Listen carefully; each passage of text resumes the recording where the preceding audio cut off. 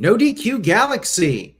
We are live with a recap of AEW Dynamite for Wednesday, August 17th, 2022, on the road to the 2022 All Out pay-per-view event in Chicago.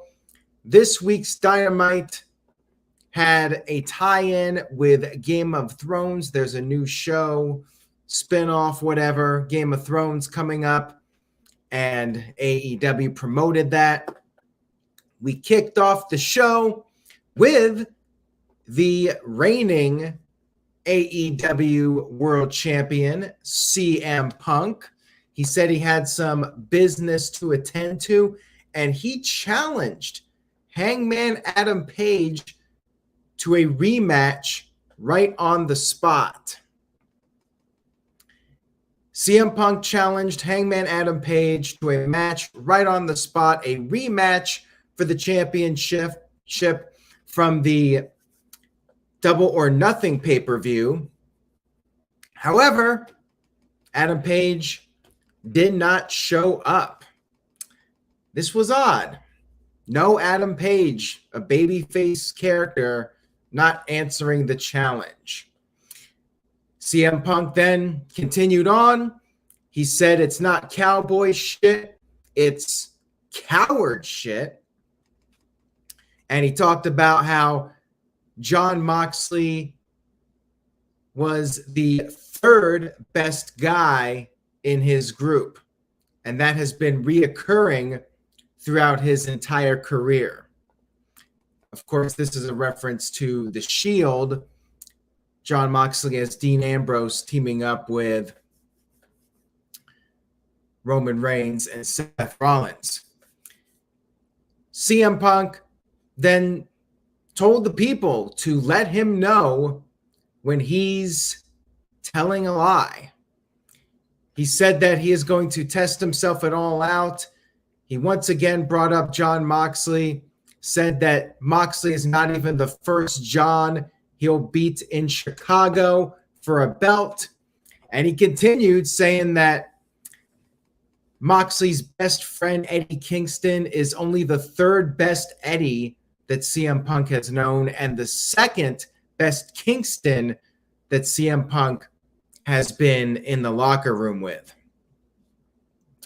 He just kept going on. And then finally, Jon Moxley came down to the ring. CM Punk was doing snow angels in the ring as he waited for Moxley to come in. And then Moxley, he admitted that CM Punk has been dropping pipe bombs, but CM Punk, according to Moxley, is a guy that is writing checks that his body cannot cash. And Moxley said that CM Punk is not even the best wrestler in catering. Ouch. Said that the belts do not mean shit until he beats Punk and becomes the unified champion. CM Punk was then said to be a guy that is only in it because he needs the money. Crowd oohed and awed that one. And then Moxley dared CM Punk to do something. CM Punk got in Moxley's face and said that if he touches Moxley, Moxley will start bleeding. That led to a fight breaking out. You had the referees, security, everybody running down to break them up, the pull-apart brawl, everybody chanting, "Let them fight." So this was quite the interesting segment. They were really hammering this feud home. I was very entertained by it, but I'm not sure how I feel about CM Punk pretty much burying Moxley in the sense of saying he's the third best Shield guy and all this stuff. But you know what? They were trying to build heat for the match, and it certainly got people talking. That's for damn sure. Now, what's also interesting, and real quick, Walter Cruz sent in a $2 super chat, says, "Say yes to no DQ, like and share. Hashtag stick to my shtick." Thank you for that, Walter. I appreciate it, as always. And don't forget, guys, No DQ Review 200, Thursday night, 8 p.m. Eastern, 5 p.m. Pacific. Quick plug for that. It was announced, and we'll get to it in just a second here, but they did announce officially the CM Punk versus Jon Moxley match, which I'll get to here in a few moments. John says that Moxley was the third best Shield member. We had Will Hobbs, Powerhouse Hobbs, doing a backstage promo, said he doesn't need any friends. And unlike Ricky Starks, he's not okay with losing. Talked about how he was hired to make sure Starks stayed the FTW champion, and Starks still lost. And Anthony says a lot of WWE references in those promos. Yeah, there were. We had the American Dragon, Bryan Danielson, versus the Dragon Slayer, Daniel Garcia, in a 2 out of 3 falls match, with Ricky the Dragon Steamboat out there as the special guest timekeeper. Chris Jericho was on commentary. As you would expect, hell of a match between these guys. Lots of back and forth mat wrestling. Garcia was doing the Bryan elbow strikes. He hit a pile driver, and then he put on a dragon sleeper, and Bryan passed out. So Garcia got a clean win, but of course, 2 out of 3 falls. He had to win one more time, and he gave Bryan a DDT on the exposed floor. Bryan was bleeding, and then after the commercial break, went back and forth. Bryan got a second wind, and all of a sudden, pretty much out of nowhere, he got a pin on Daniel Garcia, making it 1-1 going into the third fall.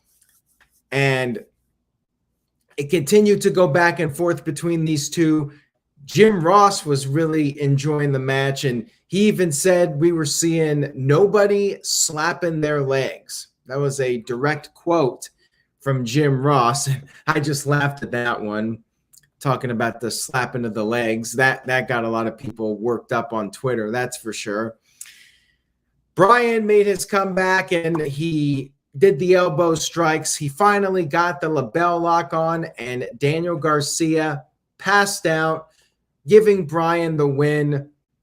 And afterwards, Bryan gave Daniel Garcia some applause, offered a handshake, and Chris Jericho was not happy with this. Jericho ran into the ring, attacked Bryan from behind, but Garcia ended up pushing Jericho away. Jericho pointed at Garcia, warned him, and Garcia slapped Jericho's hand away. Jericho stormed off, and the crowd was chanting, "You're a wrestler," at Daniel Garcia. So we got a babyface tease here for Daniel Garcia. Really good match here, liking the angle a lot. And this was one of those occasions where I think Garcia was elevated in defeat.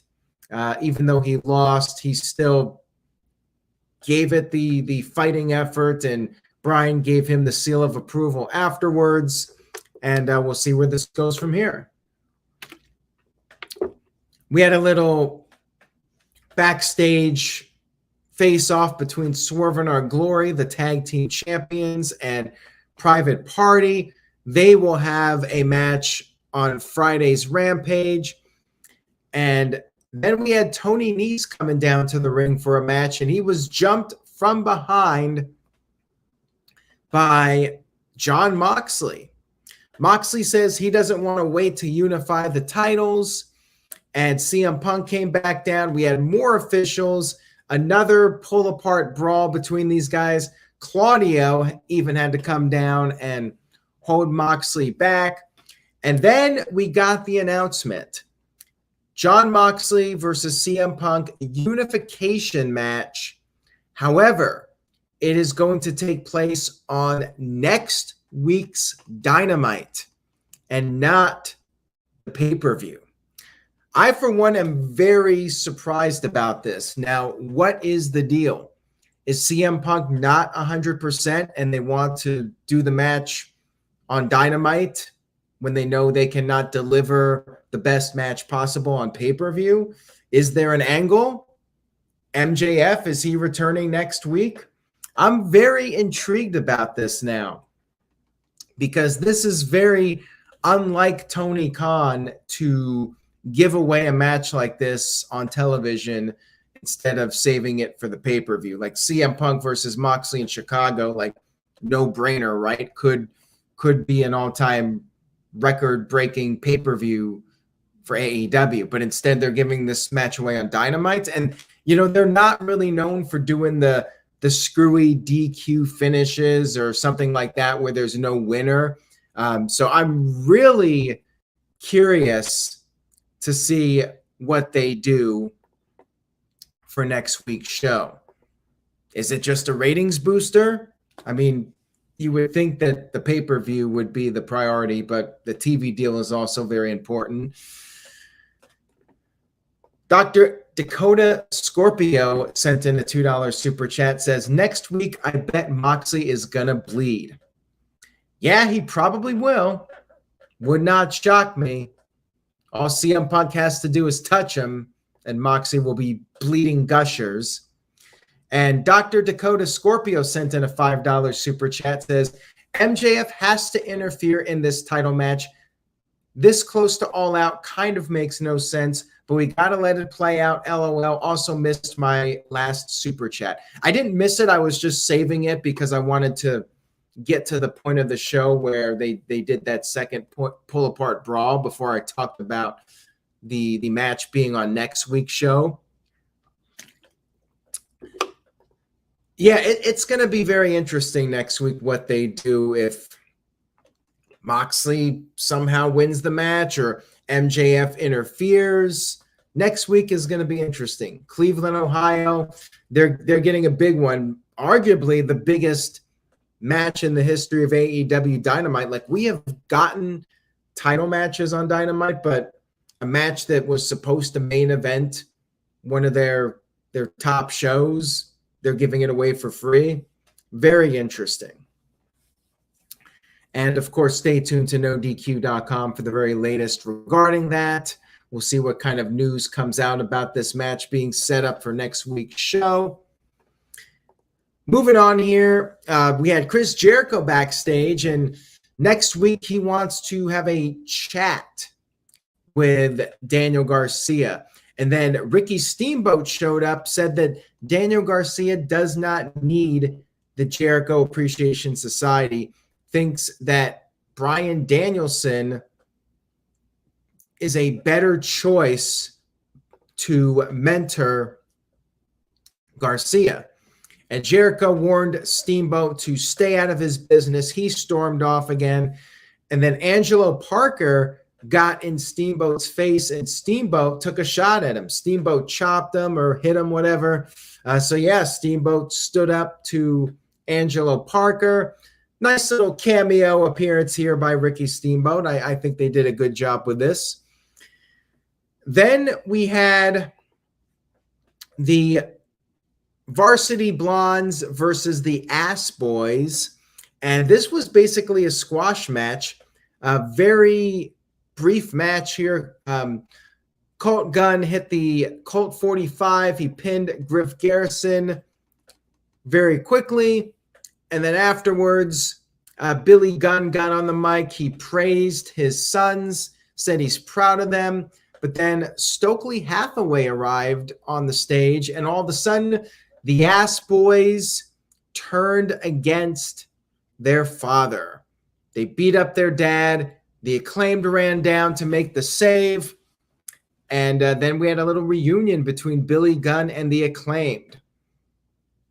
You had the scissor me daddy line, and they did their little scissoring, and I guess Billy Gunn got over the attack very quickly because he was more than happy to do the scissoring with the Acclaimed.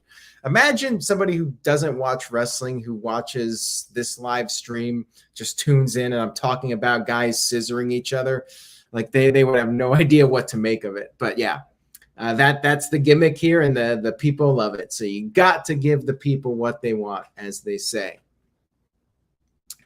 So anyways, moving on here, we had Jungle Boy come into the ring for a promo. No Christian is a pussy t-shirt this week. And he said that he was told not to wear the shirt again. And he said that it hit the nail right on the head. Christian has done nothing. And this was interesting because Jungle Boy was starting to get what chants from the fans. And he told Christian to man up and face him at All Out. And then Christian arrived, declined the match, and he said he had a reason for it because he wants to fix things with Jungle Boy. He said he wants to take Jungle Boy to the promised land, and the crowd was not buying this at all. They were chanting bullshit. And Christian said they're family. He loves Jungle Boy like a son. Jungle Boy was not buying this either. He attacked Christian. We had a fight breakout, and then Christian flipped the switch and said he hates Jungle Boy's guts, but then Jungle Boy got the upper hand. He put Christian's arm on the steel steps, stopped his arm, and then started bashing Christian's head into the steel steps, and officials finally had to break up this fight that was going on. Man, the security was busy on this show, that's for sure. But I like the angle. I like Christian trying to smooth things over with Jungle Boy, and Jungle Boy's having none of it. And backstage, we had Wardlow with FTR, and Dax Harwood challenged Jay Lethal to a match on next week's Dynamite. We then had around 9:20. It's Wednesday night at 9:20. You know what this means. Toni Storm versus Kylan King. Thunder Rosa, the women's champion, was watching backstage. Calvin Bowman says, remember Ricky Steamboat versus Chris Jericho, WrestleMania 25. Oh my God, I totally forgot that happened. Actually, I very much remembered that, but thank you, Calvin. So we had the women's match, pretty basic stuff here. Kylan King sent Storm into the barricade, but then after the commercial break, Storm made her comeback, hit a pendulum DDT, picked up the win, and it was announced that it will be Toni Storm challenging Thunder Rosa at All Out for the Women's Championship. Not sure if any other matches are really official. I know they're doing the finals of the Trios tournament, but the world title match is next week. And Jungle Boy and Christian, that's still going on, so nothing official with that yet. Michael Wayne, I'm not going to do a letter grade down for the women's match being in the time slot. I really don't care when they do it, but I think that they should just put it at different times instead of the usual 9:20 spot. They every now and then, like a couple weeks ago, they moved it to a different time. But yeah, it was just a basic match, building up Toni Storm for the title match. And hey, Calvin Bowman, do you remember Ricky Steamboat versus Chris Jericho at Backlash? To me, that was more memorable than the WrestleMania match. We had our main event of the evening, the Trios Tournament title match. We had Andrade, Rush, and Dragon Lee going up against the Young Bucks and their mystery partner. Justin Roberts was given a piece of paper, and we all knew who this was going to be, but when Justin Roberts was given the paper, that's when it was a sure thing. He started doing the reading of all the accolades. Wrestling Observer, Wrestler of the Year. Did not win the No DQ award for the Wrestler of the Year, but Wrestling Observer Award and Sports Illustrated or PWI, whatever. all that stuff, the North Carolina line. So yes, Kenny Omega is back. He is back. He had Don Callis with him for whatever reason. Callis was there on commentary, even though Kenny was technically a babyface for this match. That was odd. And Omega was also wearing a shirt with a brace underneath. So maybe not quite 100%, but damn it. People wanted to see Kenny Omega in the Trios tournament, and he was here for this. And he got in the ring, did some stuff. Crowd was chanting, "You still got it." But the announcers even acknowledged that Kenny's clearly not at 100%. Omega was attacked, double teamed by Andrade and Rush. They worked him over for a while. Kenny did tag out to the Bucks, and Kenny and the Bucks did some of their moves together. They did the triple vertical suplex. Nick Jackson did a big dive onto everybody. And then Andrade's team regained the upper hand for a while. Omega got a hot tag, and Omega did a bunch of moves, did some German suplexes. The Elite then built up momentum. However, Jose, the assistant, tripped Omega, and then Dragon Lee did this dive over the top, sending Omega over the barricade, and got him back in the ring. Omega did recover from this, though. Omega hit the V-trigger. He managed to get Dragon Lee up for the one-winged angel, and then he hit it. He picked up the win. No surprise here. Omega and the Bucks advance in the tournament. And then afterwards, right as the show was going off the air, so this was kind of an odd ending because it was so rushed. Like literally as the credits were rolling, Dragon Lee was attacked by Andrade and Rush. Like literally attacked, and then like 5 seconds later, the show goes off the air. So kind of an awkward angle here at the end where it just ended right as it was happening. But all in all, this was a really entertaining show. Like some interesting decisions being made. Kenny Omega's back. The world title match, Unification, is going to be next week instead of All Out. A little twist with the Jungle Boy Christian thing. But I suspect that's still happening at All Out. And Bryan and Daniel Garcia having a hell of a match. So, yeah, this was a really strong show. Very fun to watch. And I'm intrigued. I am certainly intrigued for next week's show. They got me wondering what's going to happen. Is MJF coming back next week? All these questions for next week's show. So I'm giving it an A-. A very entertaining Dynamite, definitely worth checking out, and we'll see what they come up with for next week. Caleb Jacobs for a $2.08 super chat says, awesome to see Kenny Omega back. And as people have been saying, like even Omega at 85% back is still better than a lot of people. So good to see him back. Hopefully he's okay, and he got through that match all right. And, you know, the Trios tournament will give him an opportunity to be out there without having to do a one-on-one match where he has to put his body through more punishment. With the Trios situation, he only has to do 1/3 of the work. That certainly helps matters.